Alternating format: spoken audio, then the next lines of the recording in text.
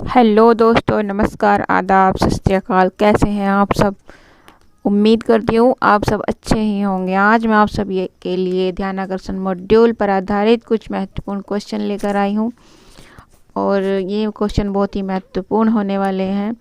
Video को and तक देखिए, इसके बिल्कुल भी ना करें। 50 महत्वपूर्ण क्वेश्चन है ये और हर क्वेश्चन बहुत महत्वपूर्ण है, बहुत इम्पोर्टेंट है हमारे कॉम्पिटेंसी टेस्ट के लिए।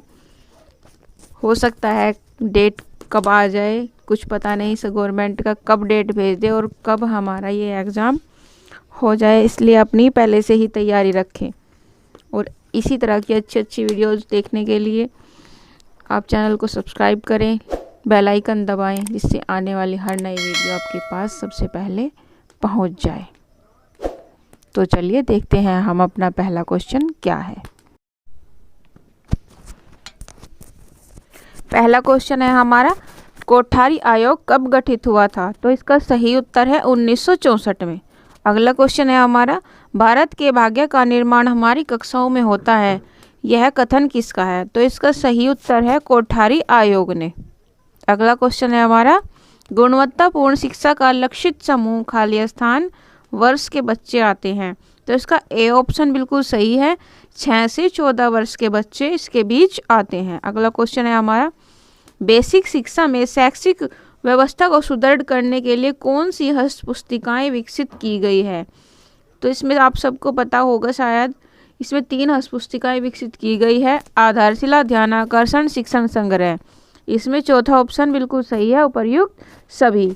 अगला क्वेश्चन देखते हैं, ध्यानाकर्षण मॉड्यूल में चर्चा है, तो इसमें शिक्षण तकनीकी की चर्चा की गई है कि हमें शिक्षण बच्चों को देते समय किन किन तकनीकियों को ध्यान में रखना चाहिए। ध्यानाकर्षण मॉड्यूल में चर्चा है शिक्षण तकनीकी की। ठीक है, अगला क्वेश्चन देखते हैं, ध्यानाकर्षण मॉड्यूल का संबंध है, तो इसका संबंध उपचारात्मक शिक्षण से है। पहला ऑप्शन सही है। अगला क्वेश्चन, ध्यानाकर्षण मॉड्यूल निम्न में से मुख्यतः किससे संबंधित है? इसका सी ऑप्शन बिल्कुल सही है, कक्षानुरूप संप्राप्ति न प्राप्त करने वाले छात्रों के लिए। अगला क्वेश्चन हमारा, किस मॉड्यूल का उद्देश्य है कि शिक्षक उन बच्चों की सिखाने में विशेष मदद करें जिन्हें शिक्षकों की आवश्यकता की अत्यंत आवश्यकता है? तो इसमें सेकंड ऑप्शन ध्यानाकर्षण बिल्कुल सही है।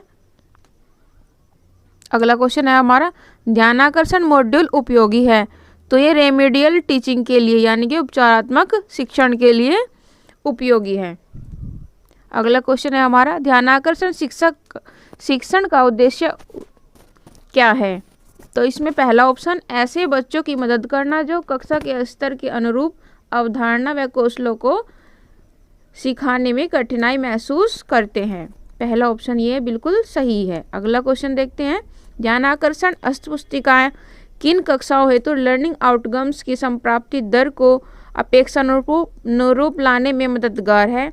तो यह है कक्षा 3 से 8। डी ऑप्शन इसका बिल्कुल सही है। ध्यानाकर्षण मॉड्यूल में कितने भाग हैं? तो ध्यानाकर्षण मॉड्यूल में 4 भाग है। बी ऑप्शन इसका बिल्कुल सही है।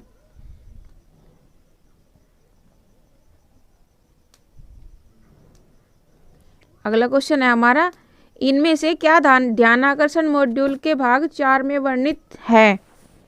तो इसका बी ऑप्शन, आरंभिक आकलन परीक्षण प्रपत्र के नमूने सही है। अगला क्वेश्चन, ध्यानाकर्षण या उपचारात्मक शिक्षण क्यों जरूरी है? इसका पहला ऑप्शन सही है, अपेक्षाकृत कम संप्राप्ति वाले बच्चों को कक्षा अनुरूप बनाने के लिए। अगला क्वेश्चन देखते हैं, शैक्षिक रूप से पिछड़ रहे बच्चे हमारे विद्यालय से निराश ना हो, इसके लिए उचित तरीके हैं, एक से अधिक विकल्प न चुन सकते हैं। इसमें हम एक से अधिक विकल्प भी चुन सकते हैं, तो इसमें पहला और दूसरा ऑप्शन बिल्कुल सही है। अगला क्वेश्चन देखते हैं, ध्यानाकर्षण शिविर में समुदाय का सहयोग लेना चाहिए? तो इसमें दूसरा जो हमारा है और तीसरा ऑप्शन ये बिल्कुल सही है। पहला तो है नहीं, अनेक समस्याएं खड़ी होगी, और सी हाँ, इससे विद्यालय में समुदाय की सहभागिता बढ़ेगी। ये दोनों ऑप्शन बिल्कुल सही है। अगला क्वेश्चन, हमारे यहाँ कमजोर बच्चे आते हैं का मतलब है यह एक भ्रांति है। अगला क्वेश्चन, 3 बच्चों में अपेक्षित संप्राप्ति न होने का प्रमुख कारण है।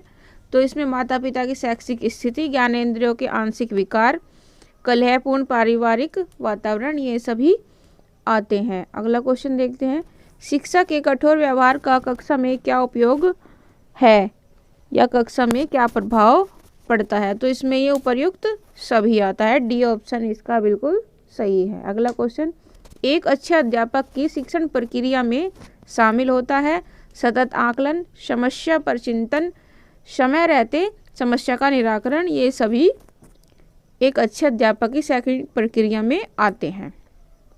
अगला क्वेश्चन, 7 शैक्षिक संप्राप्ति में सुधार हेतु आवश्यक नहीं है कठोर अनुशासन। डी ऑप्शन इसका बिल्कुल सही है। अगला क्वेश्चन, हर बच्चा सीख सकता है यदि शिक्षण विधि, तो इसमें सी ऑप्शन छात्रों के रुचि व सीखने के तरीकों के अनुसार हो। अगला क्वेश्चन, कक्षा शिक्षण के दौरान शिक्षकों को चाहिए कि वे बच्चों को ध्यानपूर्वक सुने, उनके अच्छे व्यवहार की तुलना करें, अच्छे कार्यों की तुलना करें, उनका सतत अवलोकन करें। उपर्युक्त सभी एक शिक्षक को शिक्षण के दौरान ध्यान में रखने चाहिए। अगला क्वेश्चन, प्रत्येक बच्चा सीख सकता है, आप इस कथन से सहमत हैं या नहीं। तो हम पूर्णतः सहमत हैं। बी ऑप्शन इसका सही है। सभी बच्चों को एक ही प्रकार के तरीके से शिक्षण से खाली स्थान, सभी बच्चे नहीं सीख पाते, कुछ पिछड़ जाते हैं, कुछ कुंठित हो जाते हैं। उपर्युक्त सभी इसमें आता है। अगला क्वेश्चन, आपके अनुसार शिक्षण प्रक्रिया होनी चाहिए लचीली। बी ऑप्शन इसका सही है। अगला क्वेश्चन, आप अभी तक किस प्रकार की शिक्षण प्रक्रिया को अपनाते आए हैं। लचीली, छात्र सहभागी, व्यावहारिकता युक्त। उपर्युक्त सभी। डी ऑप्शन इसका सही है। अगला क्वेश्चन, कक्षा शिक्षण के उपरांत सबसे महत्वपूर्ण व्यावहारिक पक्ष क्या है। तो इसका डी ऑप्शन यह है, जानना कि वे दक्षताओं को प्राप्त कर रहे हैं या नहीं। बिल्कुल सही है। अगला क्वेश्चन, लर्निंग आउटकम से संबंधित मॉड्यूल कौन सा है। तो ये ध्यानाकर्षण। बी ऑप्शन इसका सही है। अगला क्वेश्चन, लर्निंग आउटकम क्या है। इसका सी ऑप्शन अधिगम संबंधी परिणाम जो कि लक्ष्य आधारित हैं। बिल्कुल सही है। अगला क्वेश्चन, लर्निंग आउटकम को और क्या क्या नाम दिए जा सकते हैं। तो इसे अधिगम परिणाम, सीखने के प्रतिफल, अपेक्षित दक्षताएं भी कह सकते हैं। यानी कि उपर्युक्त सभी सही हैं। अगला क्वेश्चन, लर्निंग आउटकम खाली स्थान आधारित है। तो ये परिणाम आधारित है। बी ऑप्शन इसका सही है। अगला क्वेश्चन, वे दक्षताएं जो किसी कक्षा में अध्ययनरत विद्यार्थियों को उनके निर्धारित पाठ्यक्रम के अनुरूप अपेक्षित दक्षताओं के प्राप्त होने पर परिलक्षित होती है कहलाती है। सी ऑप्शन लर्निंग आउटकम्स बिल्कुल सही है। अगला क्वेश्चन, लर्निंग आउटकम से आशय उन परिणामों से है जिनमें बच्चे, पहला ऑप्शन, विषयगत दक्षताओं की संप्राप्ति कर लेते हैं। बिल्कुल सही है। अगला क्वेश्चन, अधिगम स्तर में अंतर या लर्निंग गैप्स की चर्चा निम्न में से किस मॉड्यूल में है। तो इसका सही ऑप्शन है सी, ध्यानाकर्षण मॉड्यूल में। अगला क्वेश्चन, लर्निंग आउटकम से आशय उन परिणामों से है जो किसी कक्षा में अध्यापन कर रहे अध्यापकों को उनके निर्धारित पाठ्यक्रम के अनुरूप अपेक्षित दक्षताओं के प्राप्त होने पर परिलक्षित होते हैं। तो इसका ए ऑप्शन कथन सत्य है। बिल्कुल सही है। अगला क्वेश्चन, लर्निंग गैप पता लगाने का सही समय क्या होता है। स्तरारंभ। तो स्तर के सत्र के जो आरंभ में होता है उसमें हम लर्निंग गैप का पता आसानी से लगा सकते हैं। लर्निंग गैप का आशय क्या है। इसका सी ऑप्शन सही है, अपेक्षित अधिगम स्तर एवं वास्तविक अधिगम स्तर में अंतर।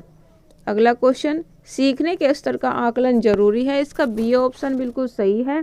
अधिगम स्तर में अंतर, लर्निंग गैप जानने हेतु। अगला क्वेश्चन, आकलन प्रपत्र बनाना आवश्यक है, आरंभिक परीक्षण हेतु। डी ऑप्शन इसका बिल्कुल सही है। अगला क्वेश्चन, आरंभिक परीक्षण हेतु प्रथम कार्य क्या होगा, इसका सी ऑप्शन बिल्कुल सही है, आकलन प्रपत्र निर्माण। अगला क्वेश्चन, आरंभिक परीक्षण हेतु आकलन में किस प्रकार के प्रश्न होते हैं, तो इसका सी ऑप्शन बिल्कुल सही है, वस्तुनिष्ठ एवं आत्मनिष्ठ।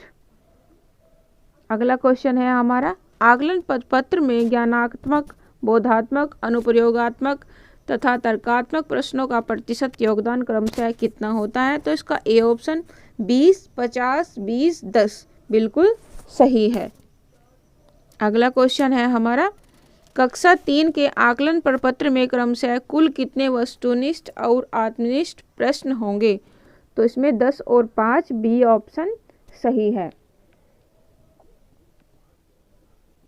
अगला प्रश्न हमारा, आरंभिक परीक्षण के पूर्व में विषयवार परीक्षण प्रपत्र में कक्षा 6 से 8 के बच्चों के आकलन के लिए कुल कितने वस्तुनिष्ठ प्रश्न और आत्मनिष्ठ प्रश्न होंगे, तो इसका सी ऑप्शन 20 और 5 बिल्कुल सही है। अगला प्रश्न है हमारा, आकलन प्रपत्र में एक प्रश्न कितने अंक का निर्धारित किया गया है, तो इसमें ए ऑप्शन 3 अंक का निर्धारित किया गया है। अगला क्वेश्चन हमारा, आकलन के पश्चात कुल कितने समूह का निर्धारण होगा, तो इसका ए ऑप्शन बिल्कुल सही है। अगला क्वेश्चन, एक शिक्षक के रूप में आप बच्चे की शैक्षिक प्रगति का मूल्यांकन शिक्षण के दौरान सतत रूप से कैसे करते हैं, तो इसका ए ऑप्शन प्रतिदिन बिल्कुल सही है। अगला क्वेश्चन, आधारभूत आकलन के पश्चात एक शिक्षक को छात्रों के साथ कार्य करने के पूर्व क्या जानना तथा करना अत्यंत आवश्यक है, तो इसमें अधिगम स्तर की सूची बनानी है, समूह निर्धारण करना है, समय सारणी बनानी है, ये उपर्युक्त सभी इसके अंतर्गत आते हैं। अगला प्रश्न, आकलन का महत्वपूर्ण पक्ष क्या है, बी ऑप्शन इसका बिल्कुल सही है, शिक्षण विधि में बदलाव, सुधार की संभावना।